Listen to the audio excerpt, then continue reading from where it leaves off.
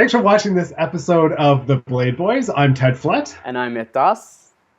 And today we're going to debrief the Rostelecom Cup, and also called the Cup of Russia. I mean, Myth, this is one of my favorite events because, like, a lot of the North American skaters, even the Western, like the Asian skaters, like, they're not really eager to be sent to Russia because, the ice is a bit different. Sometimes, it's a little cold there. they're not dying to be in either St. Petersburg or Moscow, but it's always like a killer event because Russia stacks it, and of course Russia has amazing figure skaters. Yeah. And like they treat this like Europeans, like they don't just want podium, they want to be like everything. Top. Yeah, and Tatiana's there with her fur as well. So hello, and so are all the other right? Russians. Like, and everyone's a fur off. It's a complete fur off. Like it's crazy. So many stoles, so many mink stoles. So many things happening, but also some great skating too. And we'll get right to it. So let's kick off. I mean, the women's event is where it was really at. Your girl Elena Radionova. I mean, I wouldn't say she killed it. Well, she killed it. She did very, very well here, and she beat killed Medvedeva by a hair. It was such a close competition. What do you think about how Elena skated? I thought Elena skated very, very consistently, and she skated as well. She skated pretty much as well as she can skate, and again, I don't like her free program, like the way it's cut, and like I find the end to be like really kitschy, and I find she rushes through it. But when she gets the jumps done, it's a lot more impressive, and then I think she's maybe able to get into the interpretation a little bit more. I think she just needs to allow that program to breathe because she has all the elements needed to make that program great. But she capitalized by being the only clean skater in this event and having some fabulous elements. And this is what I'm going to call her skating. It's not the prettiest, but it's the grittiest, and she gets the job done, right? Like, she isn't as elegant. She doesn't have as nice a posture as like some of the other skaters. Not that I do either, but she's working on it, and I think she really pours her heart into these performances. She's always looks like she wants to skate, and like as much as you think that's par for the course, that goes a long way. So kudos to Elena for like another win, and like this really sets her up as one of the favorites for the Grand Prix final and to win another Russian national title. Mm-hmm. I mean, I think she skated better here than certainly she did at the World Championships and a Cup of China, which is the last couple of times that we've seen her. So I think it was a really positive and strong performance for her to get out there. I actually think Radionova could be on the bubble. Like, I don't think her ticket Boston is punched. I think Russia would be inclined to send a skater like Medvedeva. I think they'd be hard not to send Tuktamasheva. She is the reigning world champion. And then with Sotnikova back, I wonder.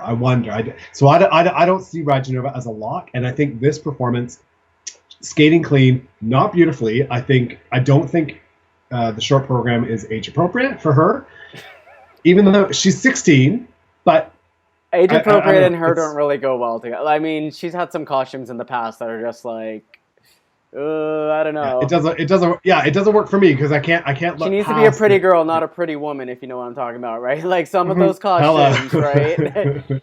Big mistake. Yeah. Big mistake. But anyways, she skated well. So let's just focus on the positives here. And she managed to she won Cup of Russia in a field stacked with Russians. So I think that the Federation will take note of that. And she managed to beat another Russian favorite, Evgenia Medvedeva, or Medvedeva as I call her, because she's a diva. At least I think she is in the making. And Medvedeva. Yeah, and Medvedeva, she's a diva. Anyways, hello. But she had a fall in the short program on her triple flip, but managed to recover really nicely with a triple loop, triple toe, which very few people, I mean, I think only Radionova, honestly, can actually do and recover that nicely. So good on her for doing that. And then she had a spectacular free skate, came first in the free skate, barely, over Elena. And she did what she needed to stamp her ticket to the Grand Prix final, and I also think she is a favorite to medal at the Grand Prix final. I would be very surprised if she didn't medal at the Grand Prix final. Elena has shown a little bit of inconsistency. She's skated strong here, but they're kind of neck and neck. Like, I would actually be surprised if both of them didn't make the podium, because while there are some great skaters at the Grand Prix final, these two are like, they're my boo, because like they have it up here, not just down there. They have it in their heads that they know what it takes to compete and to win. So I would not be surprised if both of them didn't end up on the podium at the Grand Prix final. Both of them. You think Radionova and Medvedeva are both going to be on the podium? Oh boy, that's a big prediction. That's girl. a big prediction. And We'll talk in January about that. Anyways, sorry. Let me tell you a little story. In 2011, 2012, a skater named Elizaveta Tuktimasheva took the Grand Prix series by storm and qualified for the Grand Prix final. But once she got there in Quebec City, it all became too much and she totally choked. So what could happen here is Medvedeva is, she's kind of smooth sailing. Once it sinks in that, wow, I'm one of the top 6 ladies skaters in the world right now, it might affect her and she might not come out that clean. I do think though, and she may not skate that clean at the Grand Prix final, which is what I expect. I'm not banking on her making podium. I think she could, but I'm not going to hold my breath. But she put out a really solid performance at Cup of Russia. I mean, anyone that can put out a triple sow cow, triple toe loop, like in the final, 30 seconds or so of the program, that's pretty impressive stuff. That's very impressive. She's got better height, better lift on her jumps, certainly than Radionova, as well as Lipnitskaya. So that I think when she does grow, she's going to get stronger, better speed, better posture, and her jumps are probably going to be even more. So I agree. I think she's a real Medvedeva, and she's one to watch. Yeah. And in third place... Speaking of divas, yeah. Speaking of divas. I'm trying to make that into a diva mashup. But anyways, I won't bother. Adelina Sotnikova, I mean, man, to only appear at one Grand Prix series event and to pick Russia against these two and, in a stacked field, I mean, good on her. Like, girl's taking no prisoners. And, man, if she can skate, I mean, if she's sent to bigger events, if she had skated that short program clean, I think she would have been a much stronger threat. I think that short program is sizzling. I think the triple toe, the first triple toe that she did succeed in landing, and then she doubled the back half of it, it's massive. Yeah, she's always had a huge triple toe.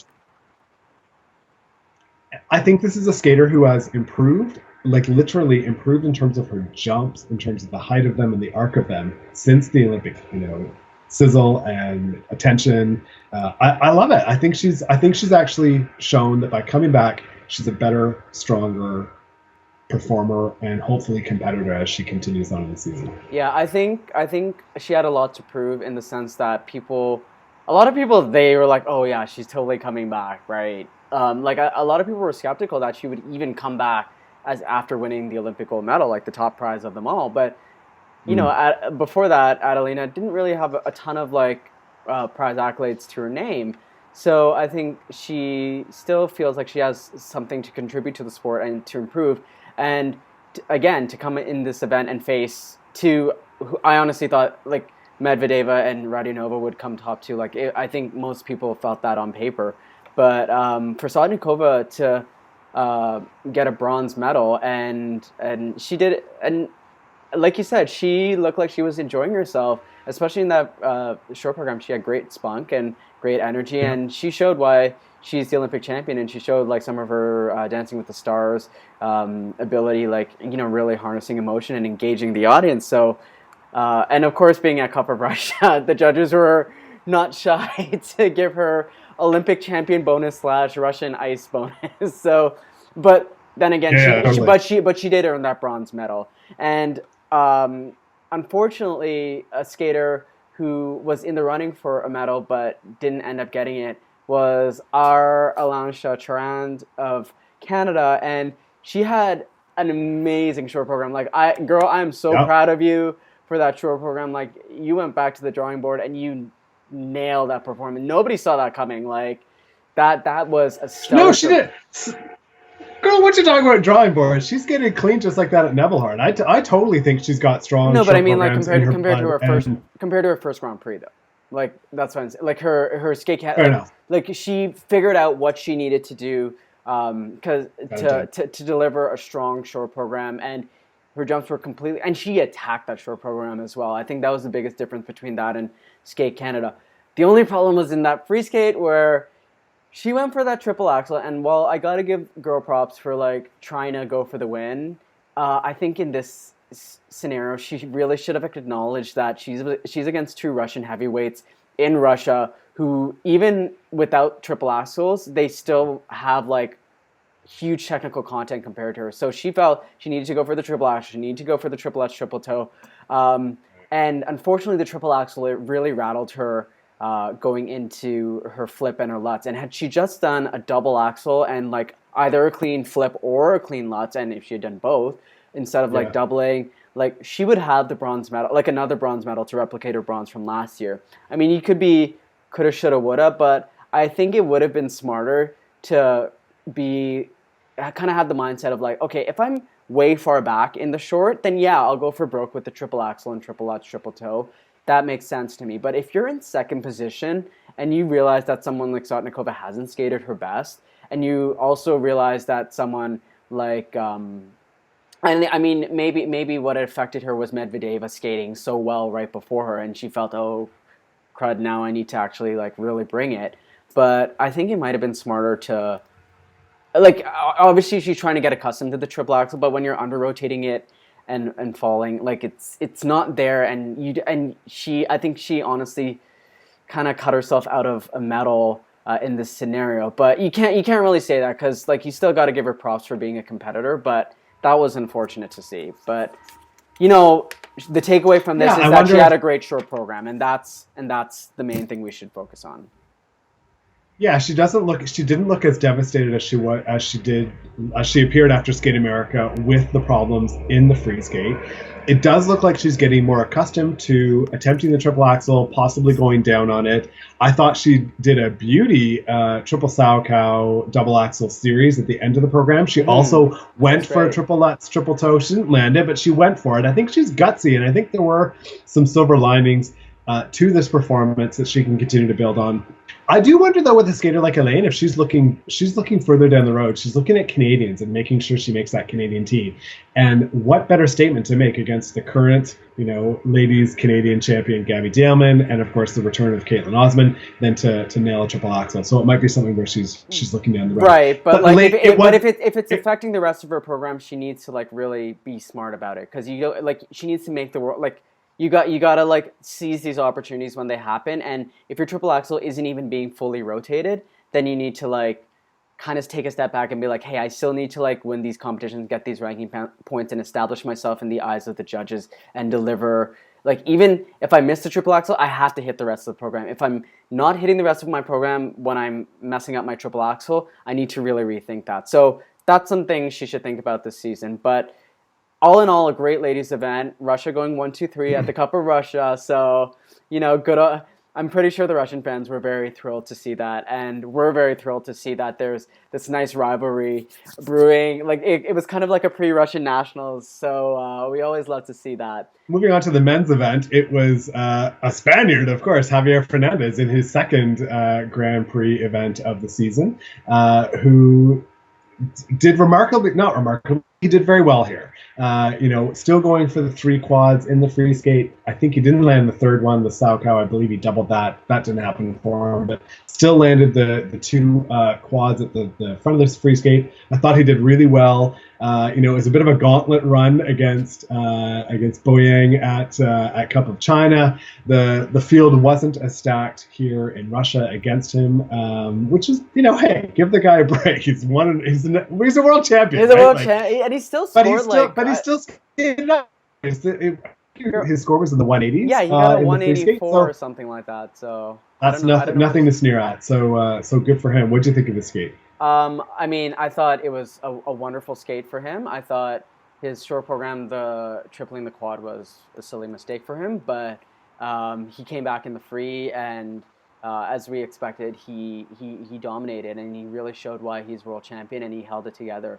And I think that's something he can be very proud of. I think this is the first season where he has 2 Grand Prix wins, and he's the only one this season with 2 Grand Prix wins on the men's side. So that I'm sure the people at the Grand Prix final are kind of waiting with bated breath to see what that translates to. He's going to have some stiff competition, but this definitely should create some confidence for him to know that now that I'm world champion, I can still maintain that momentum. Whereas, like, some of the other world champions in the other disciplines haven't really been bringing it as much. But he's definitely been continuing to show his A game.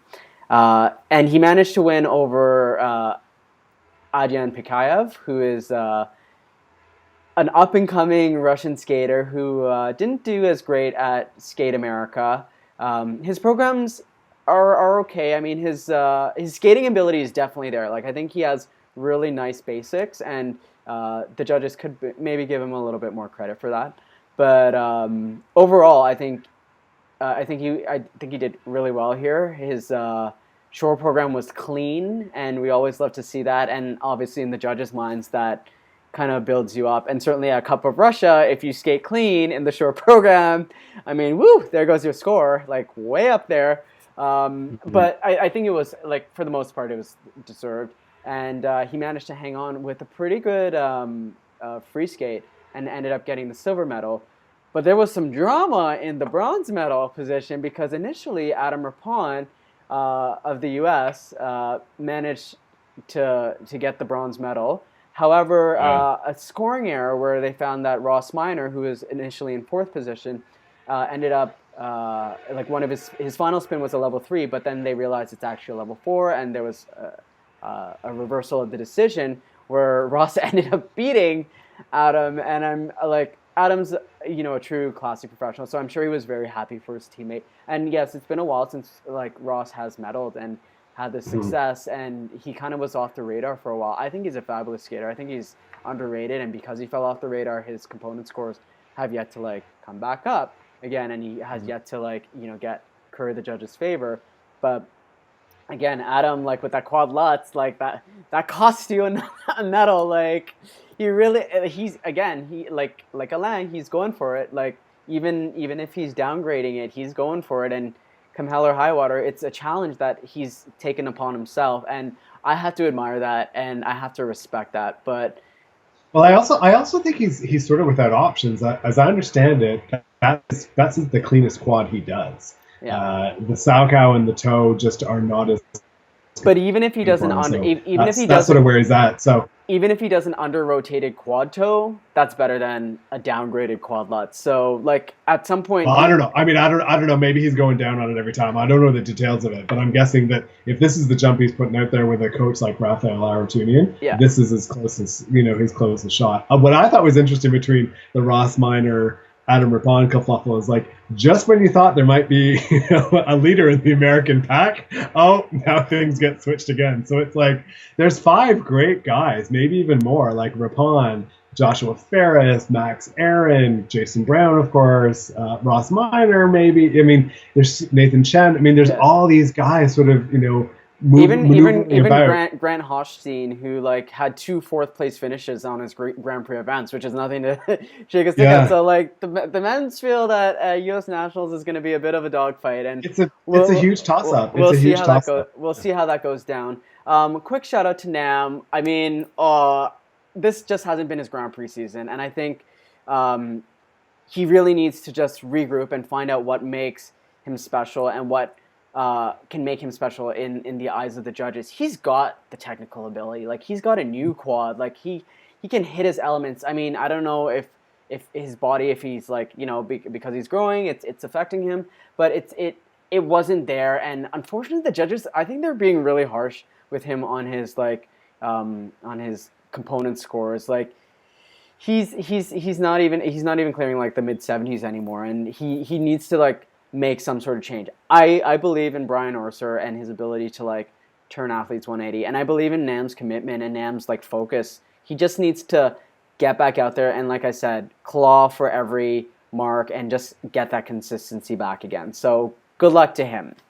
Yeah. But speaking of Canadians, Myth, in the ice dance event, it was a Canadian domination in terms of the gold medal. Weaver and Poge. Okay, so I saw them at Trophy Finlandia, saw them at Skate Canada.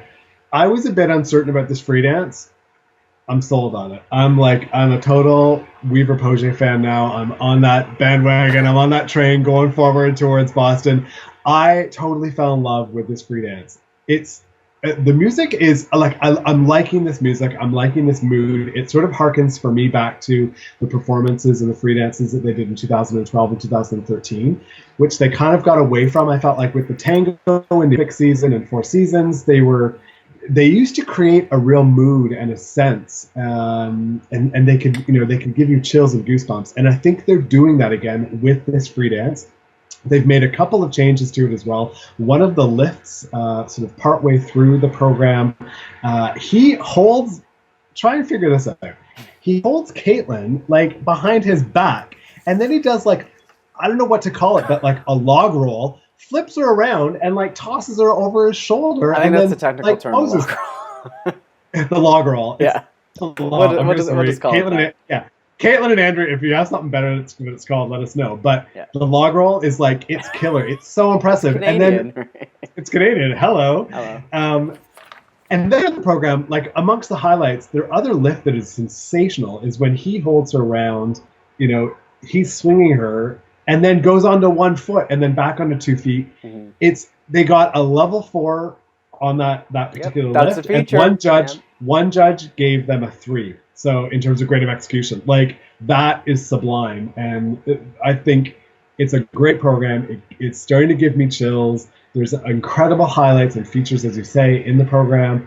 They looked incredibly ecstatic at the end of the program. They were able to edge out the Italians, who of course are making their comeback onto the world stage. But I was really, really impressed by Caitlin and Andrew. What did you think of the Italians that only missed the gold by a bit of a hair? Yeah, it wasn't the domination as we were expecting from Weaver and Pojic. Considering the Italians, they didn't fall off really, but they were sort of relegated to the second tier of teams, in wake of Weaver, the rivalry between Weaver and Poge, the French and Chalk Bates. Yep. So Anna and Luca are back on track. They know what they need to do to win this season, and they know what they need to do to contend with the favorites like Weaver and Poge. And this was a huge breakthrough for them. I think their dances are actually quite charming. They're quite they show a different side to them that we haven't seen in the past. And when you can get 171 points, I'm not quite sure if that's how close that is to their personal best. But I know in the past couple of seasons that is one of their better marks, and it does put them in contention to be to challenge for world medals, and definitely at the Grand Prix final where we will see both Weaver and Poge and Cappellini and Lenote.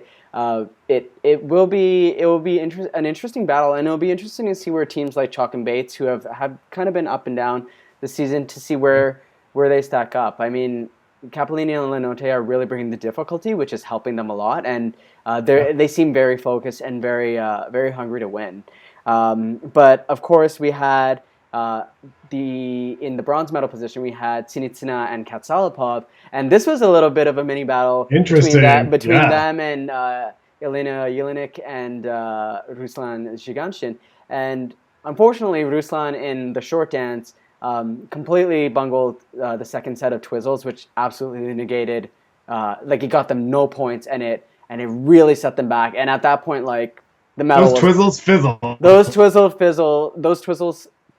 and Fizzle. At that point, it's a tongue twister. And at that point, the bronze was lost. And Sinitsina and Katsalapov, regardless of that, though, they skated really well. I mean, the free dance, they sure did. There was another matchup, and they still quite very easily beat Jelinek and Zhiganshin. So the roles have reversed very, very quickly. And again, a nice Marina's Zueva. She knows what she's doing with her magic wand teams. And did something, Hello. or hexed Jelinek and Zhiganshin, because they're gonna be like, Elena, you're never gonna get a partner who's gonna be able to nail like twizzles 100% of the time. So but you know what, Elena actually, like, kudos to her. She was such a good sport after that. Like after he messed up, like she could have gone full on Barbara Fuzerpoli or like Ksenia Stolbova on him, but she was a very very classy, like She was more Shailene she Bourne. was more Shailene Bourne. Right? She was Oh, a very comforting partner, and that was, again, that was very sportsmanlike and very nice to see. Even though I'm sure on the inside she wanted to pull a Barbara on her, totally. but again, great bronze medal for Ilina, I almost for Sinitsina and Katsalapov, very well deserved, and definitely sets up a nice battle for Russian nationals. So that's another Cup of Russia, like sort of Russian nationals preview that we sort of got to see. So that was Totally. nice to see as well. Be And interesting to see how they stack up against Bobrova and Sadolev when they're all in the thick of things at Russian nationals. And speaking speaking of of Russian Russian teams and Russian rivalries, pairs, yeah. in the pairs event, Stolbova and Klimov showed that they're back on track. They still got the goods. Actually, they've got even better goods. Their short program myth at this event was the highest short program score of any team in the pairs event. This year. Mm-hmm. So they're looking amazing. I mean, I think for them to get, I believe their free skate score was 139. I mean, that's in and around sort of what they were getting last year and what they got, beneath what they got in Olympics, but it's within reach. And I think, if so long as she can, land that side by side triple Salchow, which she missed here, I think they're going to be in really good shape to contend and hang with the big guns once again. I think that this particular free skate, I still don't love it. It's I'm not crazy about it. I think I've chosen something a bit warmer and a bit more dynamic, and this really puts the pressure on to skate it clean, because you have to skate it clean in order for it to be remotely effective. But I do wonder if it's really intended to help sort of bring the pressure down, let them catch their breath, really focus on what they're doing, sort of element by element, and get it all done. And they did, and I'm really pleased to see them back, and glad that when you can finish here with the fourth place at Skate America, it's enough to put them in the Grand Prix final, because I absolutely think that they're a top six in the world contender, and For sure. they deserve a spot there. For sure. I thought this was a very solid statement by Stolbova and Klimov. It put a lot of kind of doubts to rest, because they were looking very dicey in all of in their preseason and in their first Grand Prix event. I think the programs, yeah, like you said, they're still kind of. I'm just kind of like they do very quality elements, and when they do that, it enhances the overall impact of the program. Uh, Mm-hmm. but again, their side by side elements they needed some work on. But their short program was very well executed, the best they've executed in a while, and I think they should really be like happy about that. Teams like Sweden Han and Duhamel and Radford, who are supposed to have high scores, they have not delivered in the short program as well as they can this year. So as a result, one of the top marks will be Sobova and Klimov. Again, like Volostar and Trankov had a bit of a throw issue, and they'd probably have the highest mark. And Sobova and Klimov are at Cup of Russia. So these are all like factors. Like I think their win was definitely deserved. I think the marks were a little high. I mean, it's kind of funny when you score like 64 at like Skate America and then 70 something or Yeah, seven, but like. they had no. They had major problems at Skate America. They skated clean as a whistle at Cup of Russia in the short program, and I think But their yeah, I'm line, talking about their speed yeah. is exceptional. Right. I think they made quite a few changes that really merited getting the higher marks, and like their component scores. I don't think it should have been above 70. I think it would like like around 67 yeah, around 67ish would have probably been what they would have gotten outside of Russia. But regardless of all that stuff, like the point is they're back in business, and they're now they no longer have to like necessarily worry about like, oh, are we still perceived as one of the top teams, because they've qualified Yeah. for the Grand Prix final, and I think they're a threat to Duhamel and Radford if Duhamel and Radford don't deliver as well as they can, and they have had like some struggles this season.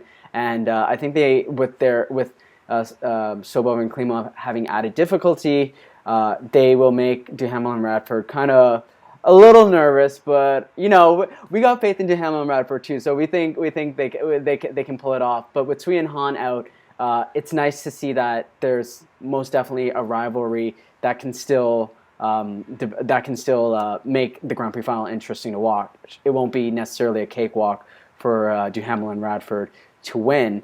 And another team that can probably challenge Duhamel and Radford is Kavaguti and Smirnov. And again, they delivered a really strong short program, and their free program, again, they had issues with the quad throws, so it's hard. But they still did everything else really, really well. And like I think this is something that they needed going into Russian Nationals. Like they need to establish themselves as one of the top teams to like edge out Tarasova and Morozov, and to go with their Grand Prix win, they've again got another spot in the Grand Prix final, and I think they're looking stronger like than they've been in a while, and they look very confident.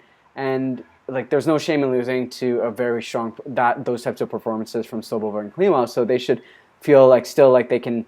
If they nail those quad throws, they can put themselves in contention to beat Sobov and Klimov.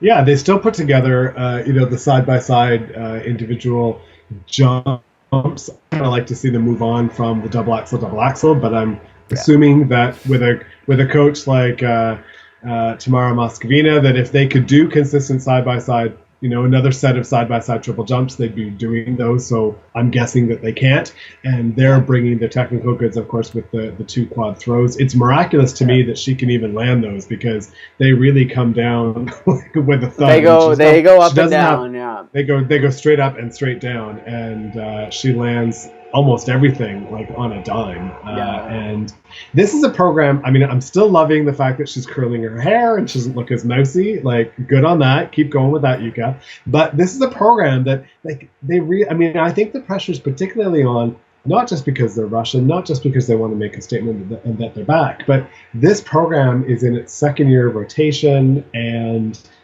it doesn't come off as effectively if they start making errors and she's going down. It kind of flops. And so I think it's like this is what these are the benefits often of coming up with a new program and coming with something new, or freshening it in some way, like we've seen Ashley Wagner do with the Moulin Rouge program. But it is, I mean, I have said it before as well, like this is a team that you got to respect, because they keep plugging away and they're not resting on their laurels doing simple maneuvers. They're going for the quad throws.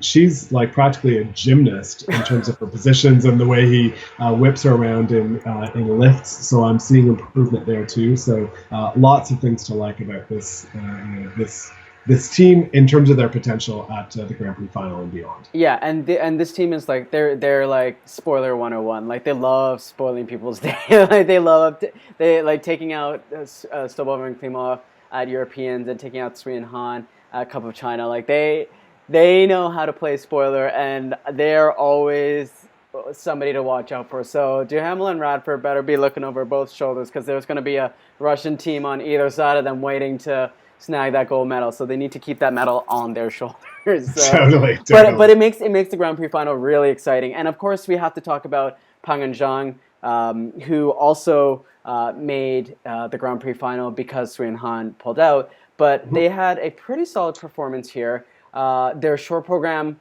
I thought it was fabulous the way he maintained his focus after that fall right before the triple twist.